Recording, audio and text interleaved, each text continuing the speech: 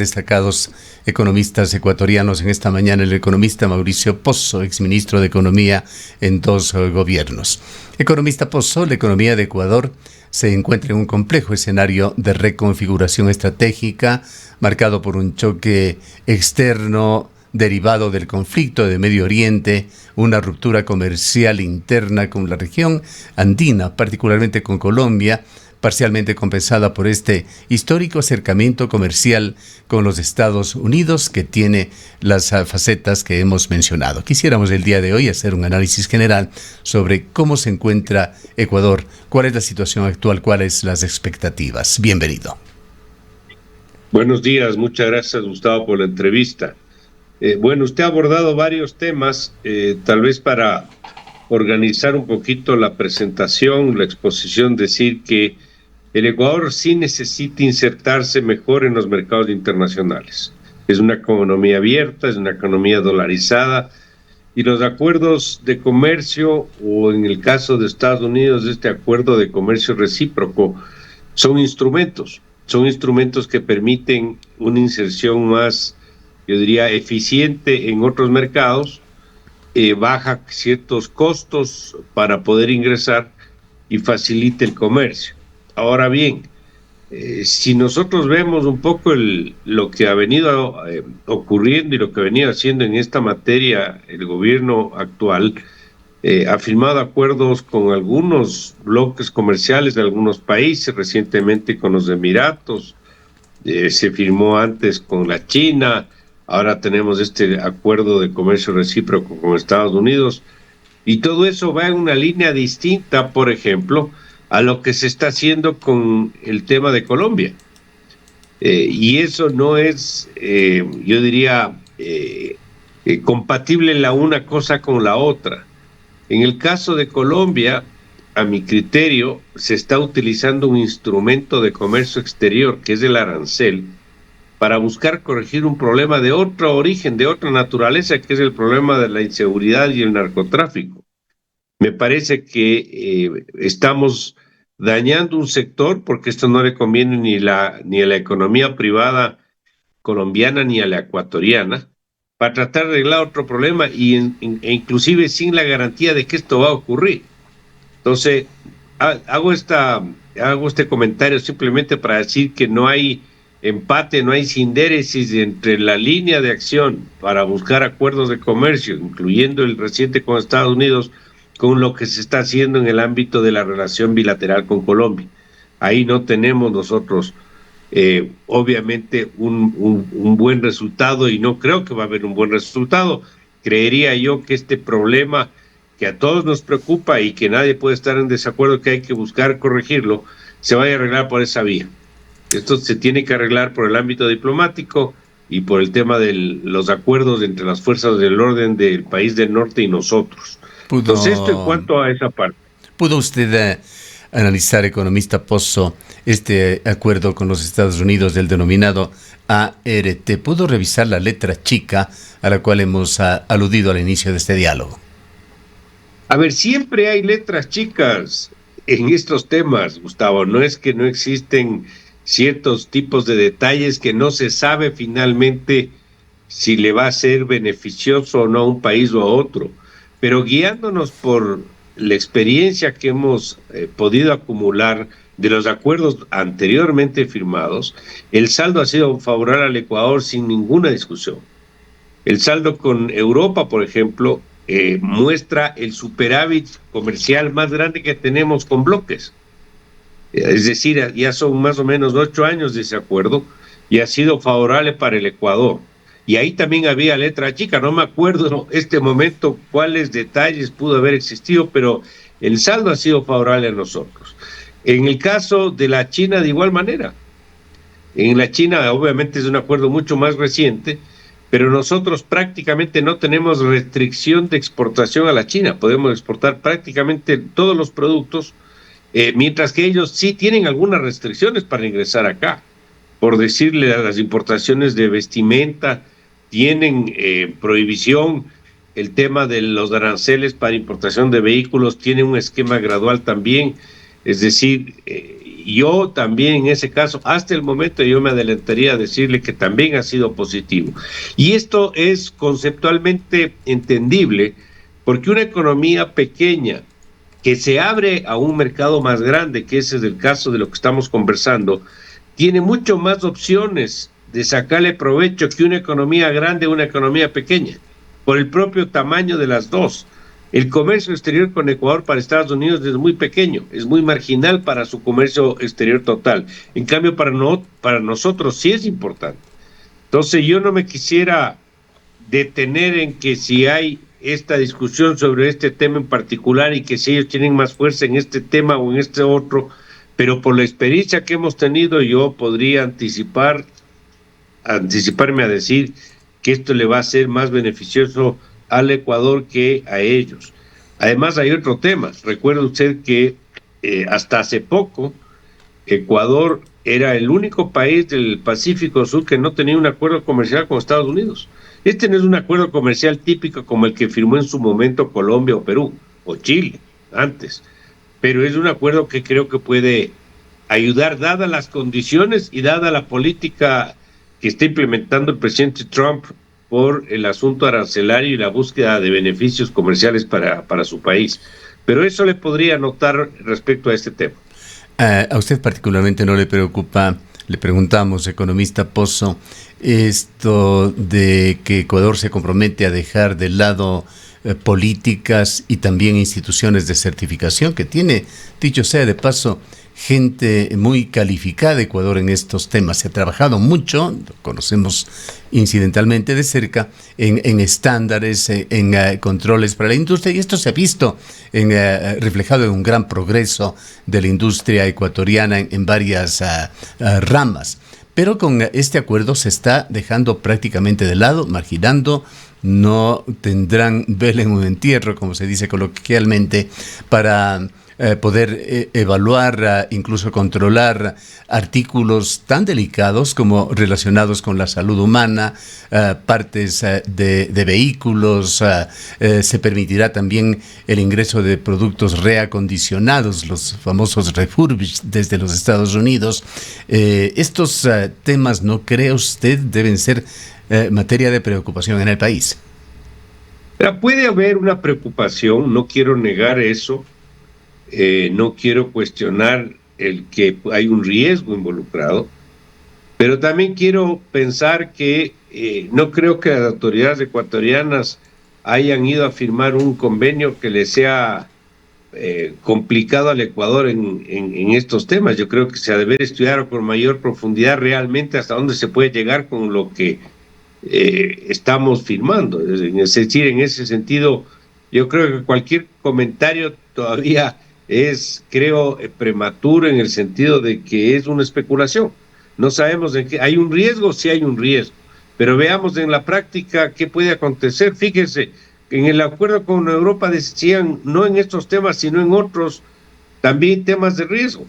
Y terminó siendo favorable. Y en el caso de la China, hasta este momento al menos, no ha habido mayor problema. Entonces, yo esperaría un poquito, Gustavo, para poder un poquito colegir si esto realmente ha sido un error grande o simplemente ha sido un tema de preocupación, sí, pero que en la práctica se ha podido manejar. Hay otro acápite que, perdone la primera persona, pero me genera inquietud. Se señala en este acuerdo, se pone entre otras exigencias de los Estados Unidos, a los que se ha aceptado en el acuerdo, que Ecuador se ha comprometido, según se detalla en el documento, a facilitar la inversión estadounidense para explorar, extraer, procesar y exportar minerales críticos y recursos energéticos. Esto nos da la idea que tiene que ver con esa pulsación de las megaeconomías China, Estados Unidos, tema que está en el tapete de la discusión de la geopolítica internacional. ¿Se trata de eso o vendrán otros privilegios? No entendemos cuáles podrían ser, más allá ya de esa generosa ley que se aprobó recientemente, ley económica urgente sobre la minería. Bueno, ese es un tema grueso que usted acaba de citar. Le he puesto atención al asunto y le voy a comentar varios temas. Fíjese, no es nuevo y todo el mundo conoce esta suerte de pugna por mercados que tiene Estados Unidos y la China. Yo creo que Estados Unidos no podría, creo yo, presionar al Ecuador para que abandone su relación con China, porque es importante y es la segunda economía del mundo, nos guste o no nos guste. Pero tampoco podemos aprovechar las oportunidades que nos brinda uno u otro mercado. A principios del año 2021, yo estuve en funciones, firmé un acuerdo de cooperación con la DFC de Estados Unidos para buscar reemplazar deuda en condiciones más onerosas por deuda más barata. En esa época el monto que se acordó fue de $3.500 millones a una tasa inferior al 4%. Eso se suscribió, por razones varias no se ha aplicado. Ahora se le está incorporando la DFC, por cierto, en este acuerdo en la parte de inversión y financiamiento. Entonces, yo creería que si esto redunda en una inversión que nos ayude a un proceso de recuperación económica, sea en el área energética o en otra área, yo creo que el país puede salir favorable. Hay actividades que demandan componentes como es el financiamiento, que nos falta, los recursos no los tenemos y eso va a venir de afuera, o podría venir de afuera, y el segundo es la tecnología.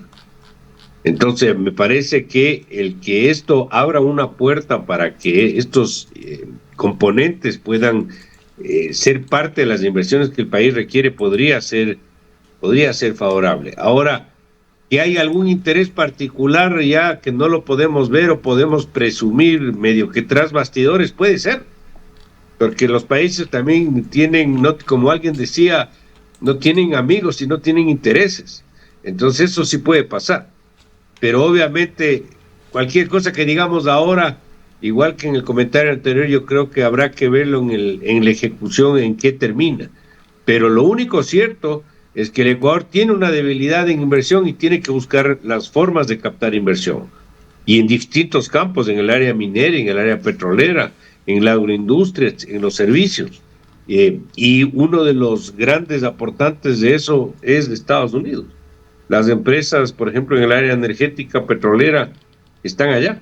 Las grandes están allá y han estado en el Ecuador, ahora ya no están presentes, como estuvo en su momento Texaco o estuvo la Occidental, que es de tamaño mediano, pero ahora ya no hay ese tipo de firmas con esa magnitud, pero creo que esto puede ayudar a que se regrese parte del problema petrolera en el Ecuador de producción petrolera, es que no hay inversión petrolera suficiente. Así que si esto abre puertas, creo que puede ser favorable para el Ecuador. Además de este acuerdo ART con los Estados Unidos, economista Pozo, muchísimas cosas están sucediendo que afectan a la coyuntura nacional, afectan asuntos internos de Ecuador.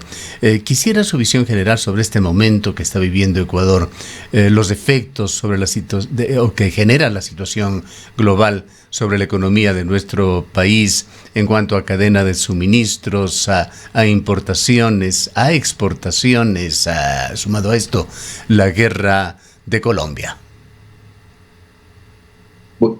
Bueno, el tema de la guerra de Colombia es uno, el otro es la guerra en Medio Oriente, que también tiene sus implicaciones para nosotros.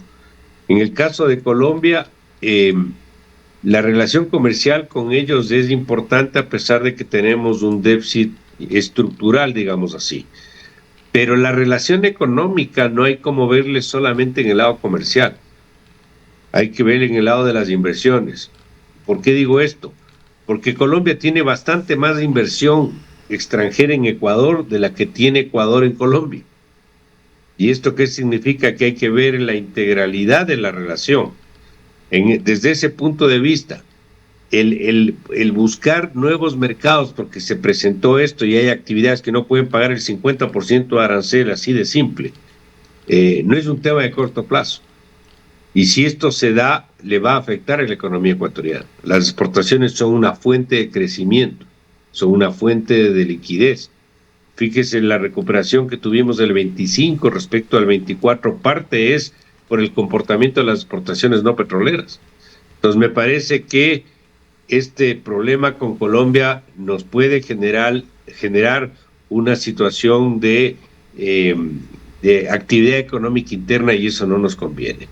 En el caso del Medio Oriente, como todos sabemos, ¿cómo va a terminar esto? Yo creo que nadie tiene la certeza de cómo puede terminar. Lo que sí puedo decirle es que este dispare del precio del petróleo por las circunstancias de la refinería o de las refinerías en el Ecuador no necesariamente nos va a ser favorable.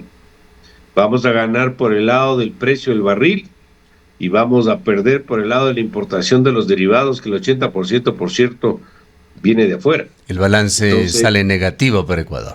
Puede ser negativo, así es, puede ser negativo. Esto hay que verle en un periodo más largo. Hay que ver cuánto trepa un precio y cuánto trepa el precio del derivado y en el tiempo a ver qué ocurre. Pero eso se suma al problema de la producción. Y la producción no ha subido, más bien la producción ha caído y no hemos podido recuperar los niveles de pocos años atrás, que llegamos a los 540,000 barriles y ahora estamos más o menos en 460. Entonces tenemos varios problemas que no se sabe exactamente cuál puede ser el impacto. Lo que sí puede pasar es que si esta guerra toma más cuerpo, y ojalá eso no ocurra, puede haber un problema de actividad económica mundial. Y si esto ocurre, la demanda de exportaciones ecuatorianas se pueden deprimir. ¿Qué va a pasar con el precio de la gasolina? Un tema tan sensible para la gente. El día de ayer conocíamos que en los Estados Unidos muchos analistas dan cuenta de que si no se ha puesto ya el galón de gasolina en los Estados Unidos estará rondando los $8. ¿Qué puede pasar aquí en Ecuador? Hay este sistema de bandas que no permite saltos abruptos, pero las presiones económicas sobre el gobierno van a estar allí. Por otra parte, también quisiera preguntarle técnicamente qué incidencias podría tener una elevación desmesurada en el costo referencial del WTI en el presupuesto general del Estado. ¿Cómo tendría que manejarse? Bueno, el presupuesto tiene dos fuentes de recursos. Tiene el ingreso proveniente de la exportación de crudo, cuya referencia es el WTI, y cuando sube eso nos va a beneficiar. Pero tiene el problema de lo que llaman las importaciones de derivados, que también sube y a veces tiene precios mayores porque ya es un procesado. Y eso nos afecta en el saldo presupuestario. Esto es igual que para la economía.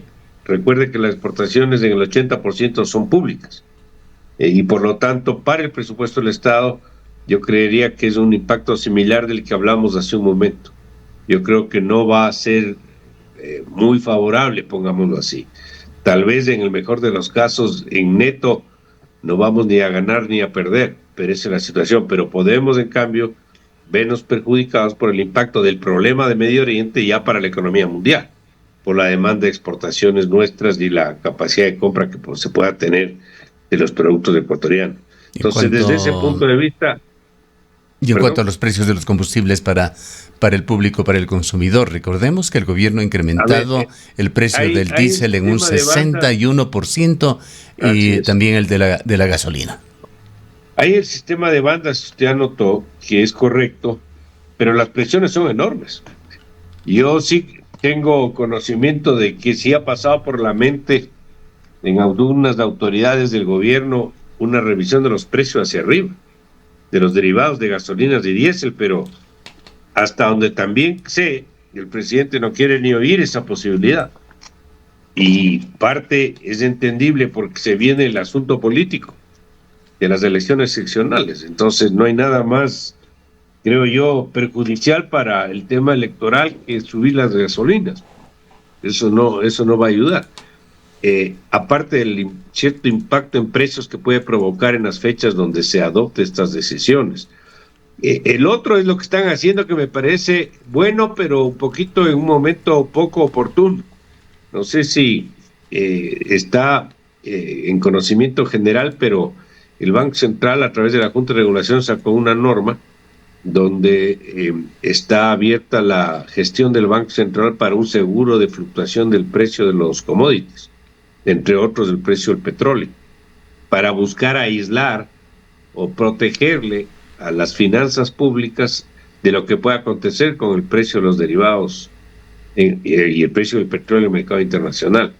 Pero esto se busca implementar en un momento donde estamos en plena situación de guerra, entonces no sé qué resultado práctico y beneficioso pueda tener, pero el concepto es correcto, siempre lo debimos tener. Y el otro concepto es que precisamente para estas cosas sirve el ahorro petrolero. Lo que en algún rato lo pudimos conformar y que después, por razones que ya se sabe, se terminó gastando y nunca se pudo recuperar, a pesar de que en la ley todavía está vigente en el COMIF, pero eso nos habría permitido sortear esta situación. Pero no es fácil. Si las presiones del petróleo en el mercado internacional, nuestra referencia con WTI, nos genera un problema de recursos, no hay vía sino contraer más la economía, con más restricción de gasto, y la otra es buscar más deuda, porque no creo que se quieran ir por más impuestos o más precio de las gasolinas por las razones que cité.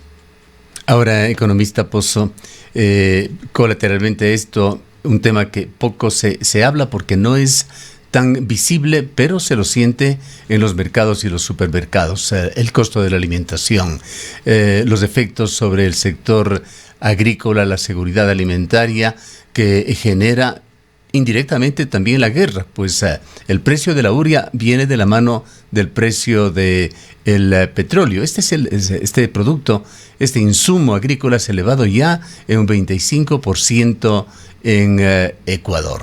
¿Qué mecanismos de alivio financiero tributario sugeriría usted para evitar que la estructura de costos de los exportadores colapse ante este choque externo doble y que tenga efectos que podrían ser realmente muy fuertes para el ciudadano de a pie en los mercados por el costo de los alimentos? A ver, la inflación al cierre de febrero, que es la última cifra, es del 2.56%, es la tasa anual. El principal factor por qué haya subido, porque estaba en menos del 1% no hace mucho, es el reajuste que se ha dado en las tarifas eléctricas, porque el comparativo frente al año pasado es del comparativo frente a un periodo donde, recordará, se suprimió el costo por el problema energético. Y eso ahora ya se aplica, entonces eso incide en el incremento de la tasa, incremento en ese concepto puntualmente es sobre el 200%, y eso incidió en la inflación anual y el incremento que estoy citando. El caso de la urea tiene su impacto. Si la pregunta es cómo se le puede compensar al sector exportador, por varias vías. Una de las vías es precisamente lo que se acaba de conocer, darle una mayor flexibilidad, por ejemplo, en el costo de la contratación laboral, donde incide sin duda alguna para el sector exportador. Por ejemplo, la distribución de las 40 horas semanales, que ha generado sus problemas y sus críticas, creo que puede ayudar.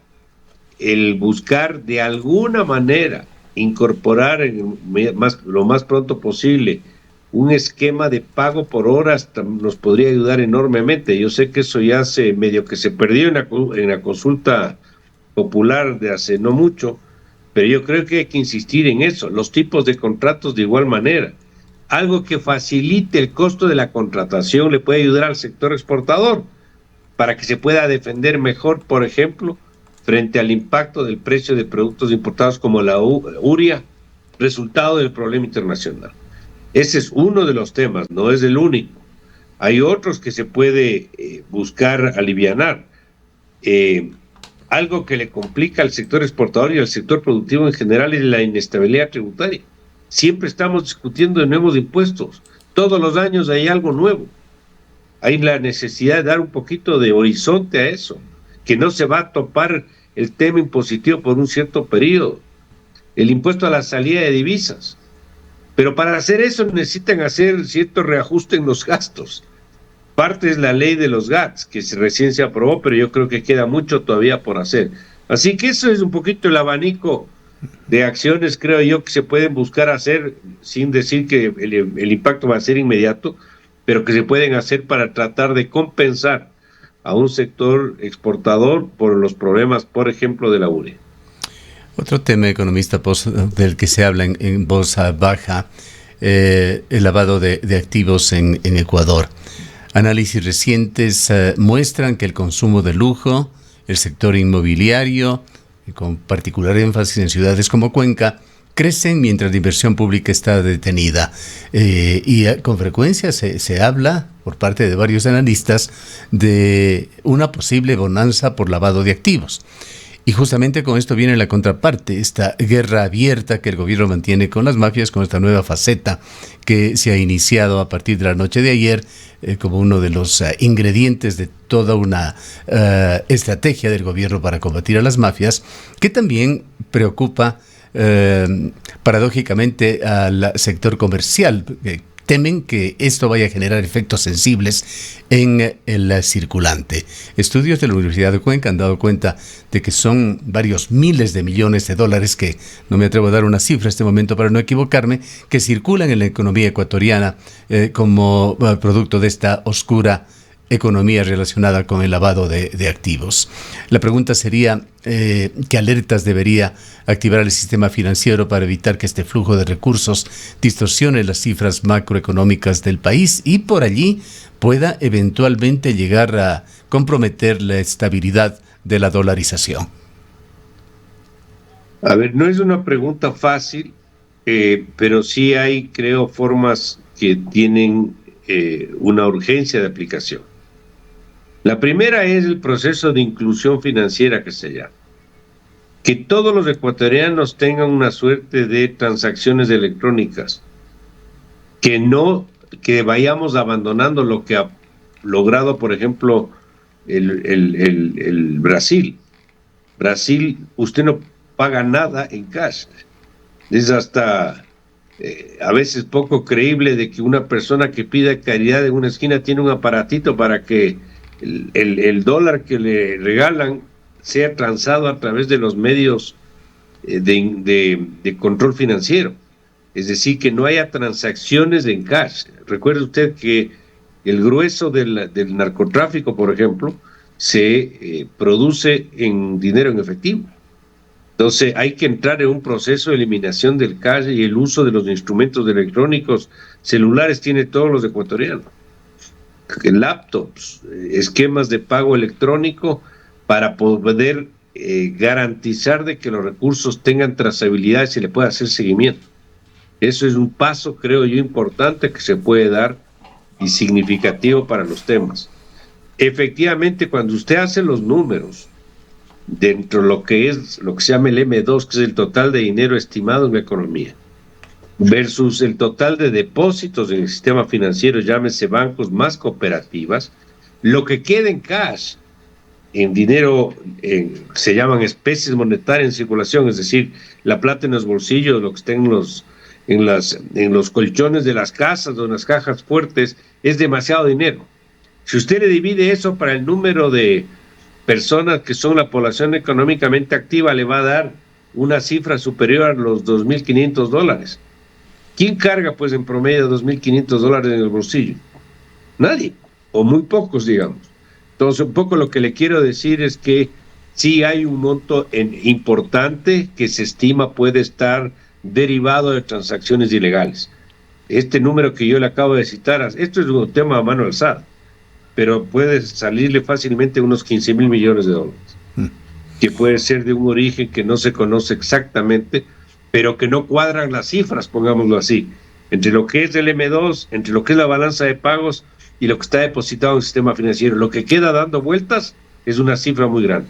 Es una cifra muy grande que incide, no sé si la palabra elasticidad con la economía cabe aquí, pero cómo puede afectar esto, ya sea positivo o negativamente, de acuerdo a cómo se desarrollan las cosas a la economía ecuatoriana. Y el punto de fondo, ¿hay riesgos para la dolarización? Es perverso lo que le voy a decir, pero si hay dólares, más bien ayuda a la dolarización. El problema es que eso. Claro, me refiero más bien a las restricciones que se dan por la guerra contra la delincuencia, que tiene sus efectos negativos. Así haya un impacto por esa vía, un país donde hay menos droga y donde hay menos inseguridad, también va a ser un país más proclive a atraer inversión, que es una fuente de dólares. Pero ahí sí lícita, pues. No, lamentablemente, como lo tenemos en este momento. Así que podemos perder por un lado, pero podríamos también ganar por otro. Sí, el punto central es qué tan firme está la dolarización con toda esta problemática. Y yo en este momento, yo le diría, está absolutamente sólida. Si algo que tiene institucional y respaldo es sólido. Le doy un ejemplo que es muy relevante. El nivel de las reservas internacionales, sobre los 11,000 millones de dólares. Esta es una garantía de los recursos en el Banco Central que soportan la propia dolarización. Bien, para finalizar, economista Pozo, volvamos a temas de la logística mundial. Las tarifas de fletes para buques han saltado más de un 40% debido a la crisis energética, la necesidad de desvío de naves hacia puertos seguros, el estrecho de Hormuz, en otras palabras. Esto incrementa los costos operativos de todas las importaciones industriales y de consumo. La pregunta final, le decía, es ¿cómo ve usted la situación? Y ha dicho que esta es impredecible, pero de cualquier manera es un tema que tiene en jaque al mundo. ¿Qué expectativas tiene usted? A mí me parece que esto es algo que va a requerir el apoyo de entidades como por ejemplo los propios multilaterales para ayudar estrechones que le podemos llamar de la balanza de pago de los países. Recuerde usted que el Fondo Monetario y el Banco Mundial se crearon después de la Segunda Guerra para aportar a los países que sufren crisis de balanza de pagos. Y un problema de balanza de pagos puede venir dado por un costo de las importaciones que crece por estos temas que está usted bien anotando de la guerra.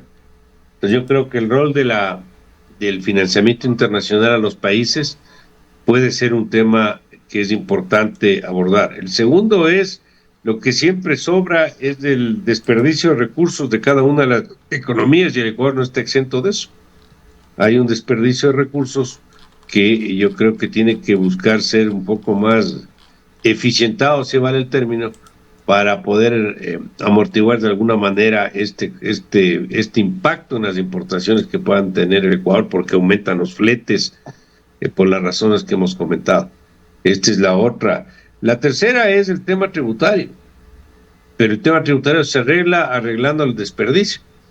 El tema tributario me refiero a todos los costos por importaciones. Si al contrario de buscarle dar un alivio, le presionamos con más aranceles, estamos yendo en contravía. Por eso los mecanismos de acuerdos de comercio son un instrumento adecuado para ayudar a situaciones complicadas como las que estamos comentando. Bien. Gracias, economista Pozo. Le agradecemos por su presencia. Muchas gracias, de la orden. Declaraciones del economista Mauricio Pozo. Tiene un nivel académico de PhD. Fue ministro de Economía en 2 gobiernos ecuatorianos.